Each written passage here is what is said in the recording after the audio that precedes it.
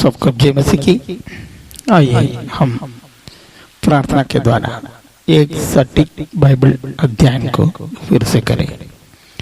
प्रभु यीशु धन्यवाद देते हैं, आपका दिया हुआ इस सुबह अवसर के लिए धन्यवाद देते हैं। तेरे वचन सीखने के लिए तू हमें सहायता कर रहा है प्रभु जी। हालेलुया। तू हमें जानते हैं प्रभु जी, हमें पवित्र आत्मा का जरूरत भी तू जानते हैं प्रभु जी। इसलिए तूने जो वायदा किया है प्रभु जी, हमें सिखाने के लिए तूने जो सिखाया है उसको याद दिलाने के लिए पवित्र आत्मा को भेजेंगे। और तूने पवित्र आत्मा को भेजा है प्रभु जी, हम सबको पवित्र आत्मा की अभिषेक दिया प्रभु कि हम तेरी वचन को सीख सके। आज का क्लास में पवित्र आत्मा हमें सिखाने के लिए समर्पण करते हैं, स्वागत करते हैं। पवित्र आत्मा हमें सहायता करना प्रभु जी, वचन का हर एक गुप्त बात को समझने के लिए तू सहायता करेगा, जीवन को सुधारने के लिए सहायता करे। धन्यवाद देते हैं, यीशु के नाम से प्रार्थना मांगते हैं, आमीन। सबको जय मसीह की। आज हम फिर से जो पीछे क्लास में हम उत्पत्ति की पहला और दूसरा अध्याय में जो कुछ खास बातें, कुछ विशेष बातें सीखने के लिए शुरू किया है, उसमें पहला था परमेश्वर की आशीष जो सब सृष्टि को नहीं दिया है। तीन सृष्टि को परमेश्वर का विशेष आशीष मिला है, किसको है, क्यों है, ये सब हम लोग देखे हैं। आज हम एक और नया मुद्दा जो है हम लोग विशेष ध्यान देने लायक है। बाइबल पढ़ते समय वो हमारा मन में एक प्रश्न ला सकता है, इसी से हम उस बातों को आज फिर से चर्चा में लाएंगे। आज का चर्चा हम लोग उत्पत्ति का किताब उसका पहला अध्याय के 26 और 27 का वचन से करेंगे। पहले उस वचन को हम लोग पढ़ेंगे।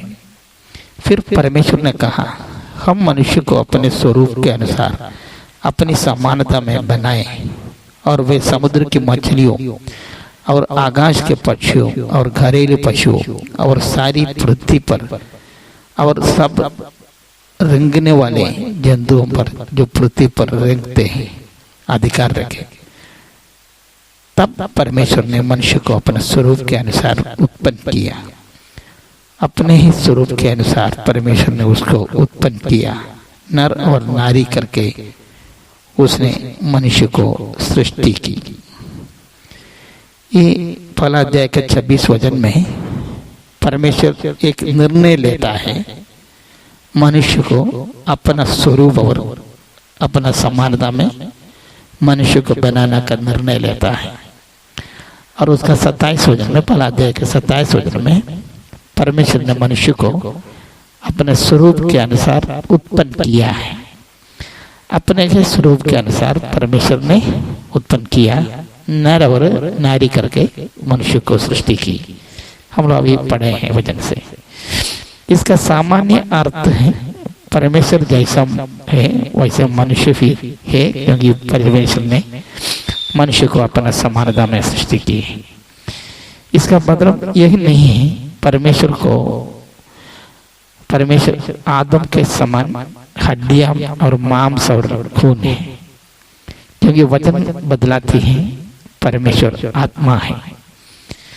यूहन्ना 4:24 परमेश्वर आत्मा है और सब और अवश्य है कि उसकी आराधना करने वाला आत्मा और सच्चाई से आराधना करे। और परमेश्वर आत्मा है, इसका मतलब क्या है? परमेश्वर को शरीर नहीं है। आत्मा का शरीर परमेश्वर के जीवन प्रतिबिंबित करता है। आदम का जीवन, आदम का शरीर परमेश्वर के जीवन को प्रतिबिंबित करता है, क्योंकि वह पूर्ण स्वस्थ था और मृत्यु के अधीन नहीं था।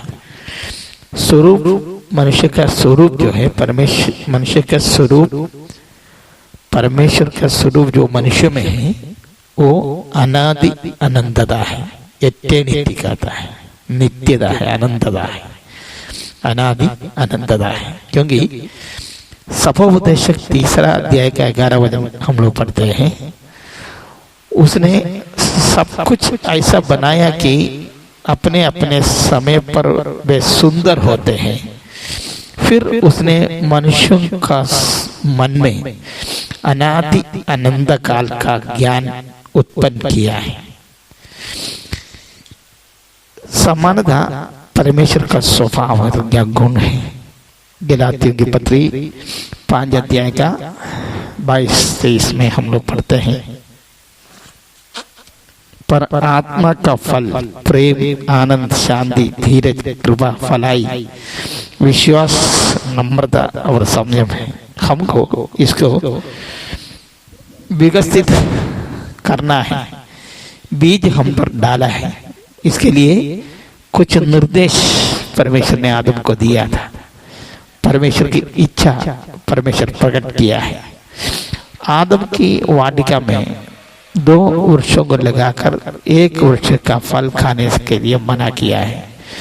परमेश्वर के सब स्वभाव जैसे सत्य, धर्म, ज्योति, प्रेम सब प्रकट करने का अवसर हमें दिया है, लेकिन हम ये साबित किए हैं हम में असत्य है। परमेश्वर की यह आशीष है कि हम परमेश्वर के समान बन सकता है। इसलिए जब हम लोग अगले विभाजन हम लोग उत्पत्ति की किताब 4 विभाग में विभाजन करके सीखने के लिए शुरू किया है। पहला सृष्टि, दूसरा पाप या पतन, पाप का प्रवेश, और जल प्रलय और बाबुल, ऐसे करके 4 विभाजन करके 4 भाग करके हम लोग सीख रहा है। इसलिए अगले भाग जो है पतन है, या मनुष्य में पाप कैसे प्रवेश किया है, उसमें हम लोग शैतान आदम से हवा से ये झूठ बोलते हुए हम सुनते हैं।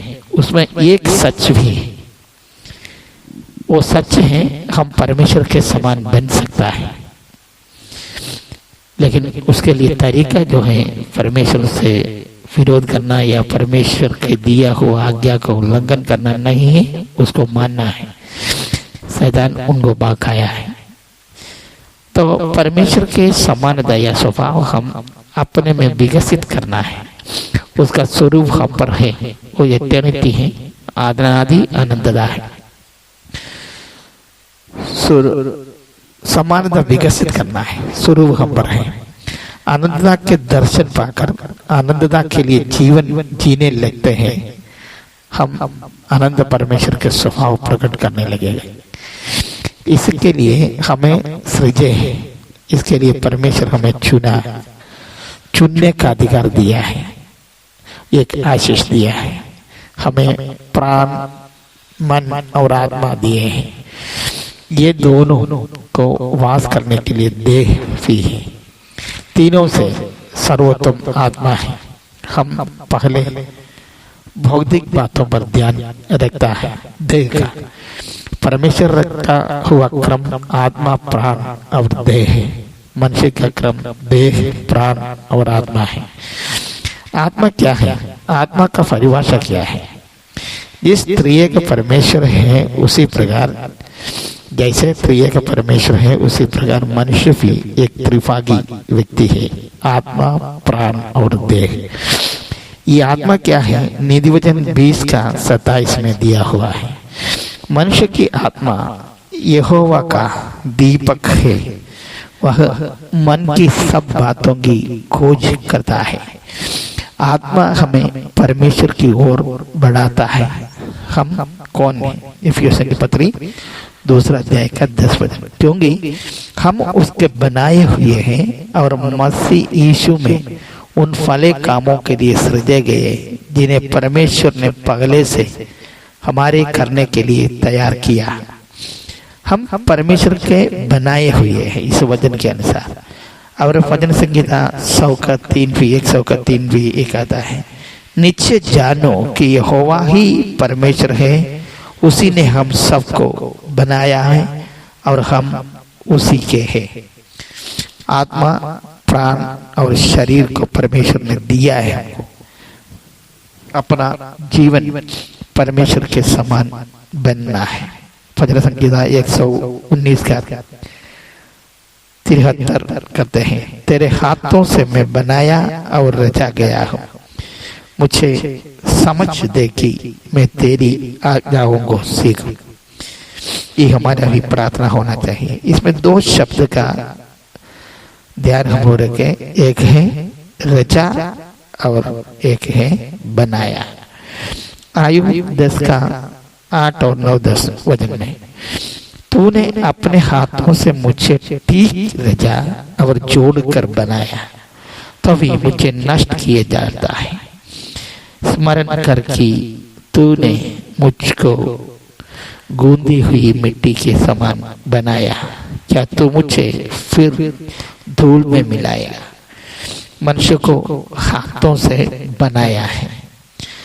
यशायाह नबी का किताब उसका 43 का 7 वचन कहता है। इसमें भी हम लोग देखते हैं, इस वचन जो पढ़े हैं आयु 10 का 8 9 में हम लोग देखते हैं, प्राण को परमेश्वर ने रचा है और परमेश्वर ने देह को बनाया है। और यशायाह 43 का 7 वचन में मनुष्य की एक त्रिभागी प्राणी करके हम लोग देखते हैं। वचन पढ़ते हैं यशायाह 34 का 7, हर एक को जो मेरे कहलाता है, जिसको मैंने अपनी महिमा के लिए सृजा, जिसको मैंने रचा और बनाया है। 3 शब्द हम लोग की तरफ मिलता है, सृजा, रचा, बनाया। इसलिए 3 पद इस वचन में हमें मिलते हैं। तीनों वचन सृष्टि के, मनुष्य के सृष्टि के संबंधित 3 शब्द हैं बाइबल में इस्तेमाल किया है। ये तीनों शब्द इस एक ही वचन में हम लोग मिलते हैं, सृजा, रचा, बनाया। आत्मा को सृजा, प्राण को रचा और देह को बनाया। पहला थिस्सलुनीकियों 5 का 23 में, शांति का परमेश्वर ही तुम्हें पूरी रीति से पवित्र करे और तुम्हारी आत्मा और प्राण और देह हमारे प्रभु यीशु के आने तक पूरे पूरे और निर्दोष सुरक्षित रखे। परमेश्वर की समानता मानवता का अमूर्त अंग है। यह मनुष्यों को अन्य जानवर से अलग करता है, बाकी प्रकृति पर अधिकार जमाने का योग्य बनाता है। जो उत्पत्ति का 1 अध्याय का 28 वचन में हम लोग इसको पढ़ते हैं। परमेश्वर मनुष्यों को दिया है, ये अधिकार परमेश्वर मनुष्य को दिया है और अपने सृजनहार से वार्तालाप और संपर्क करने का योग्य बनाता है। यह समानता मानसिक रूप से, नैतिक रूप से और सामाजिक रूप से है। मानसिक रूप से मानव तर्क संगत इच्छा शक्ति के साथ सृजा गया है। दूसरा लफ्ज में मनुष्य कारण बताकर चुन सकता है। ये परमेश्वर का बुद्धि और आजादी का प्रतिबिंबित करता है। जब मनुष्य कोई आविष्कार करता है, कोई मशीन बनाता है, गीत संगीत का आस्वादन करता है, हिसाब जोड़ते हैं, चित्रकला करते हैं, हम यह घोषणा करते हैं हम परमेश्वर के समान हैं। और नैतिक रूप से मानवता, धार्मिकता और पूर्ण निर्दोषता में सृजा है, जो परमेश्वर की पवित्रता का समानता है। परमेश्वर ने सारे सृष्टि को, मनुष्य को भी जो देखा कि सृष्टि के बाद वह बहुत ही अच्छा है। उत्पत्ति 1 अध्याय का 31 वचन। समाज के रूप से मनुष्य को संगति के लिए सृजा गया है। ये परमेश्वर के त्रिएकता और प्रेम को दर्शाता है। आदम वाटिका में मानवता या मनुष्य का प्राथमिक संबंध परमेश्वर से था। उत्पत्ति 3 का 8। तब यहोवा परमेश्वर जो दिन के ठंडे समय वाटिका में फिरता था का शब्द उनको सुनाई दिया। एक संगति को दर्शाता है परमेश्वर से। और परमेश्वर पहला स्त्री को इसलिए बनाया कि उत्पत्ति 2:18। फिर यहोवा ने कहा, आदम का अकेला रहना अच्छा नहीं, मैं उसके लिए एक ऐसा सहायक बनाऊंगा जो उससे मेल खाए। जब जब कोई शादी करता है, एक शिशु को चुंबन देता है, कलीसिया में जाता है, वह यह दर्शाता है परमेश्वर के समानता में हमें बनाया है। समानता में एक और हिस्सा यह है कि आदम को चुनने का अधिकार है। यद्यपि परमेश्वर उनको धार्मिकता की प्रकृति दिए हैं, तो भी वे परमेश्वर अपना सृष्टिकर्ता को और पृथ्वीकर्ता से विद्रोह करने को चुना है और इस बिगड़ा हुआ समानता अपने पीढ़ियों को दे दिया है। रोमियो 5:12। इसलिए जैसे एक मनुष्य के द्वारा पाप जगत में आया और पाप के द्वारा मृत्यु आई, और इस रीति से मृत्यु सब मनुष्यों में फैल गई क्योंकि सब ने पाप किया है। लेकिन अब भी हम परमेश्वर के स्वरूप और समानता वहन करते हैं। याकूब 3:9। इसी से मैंने जीव से वो संदर्भ जो है, जो जीव के बारे में पहला 3 अध्याय में बता रहा है।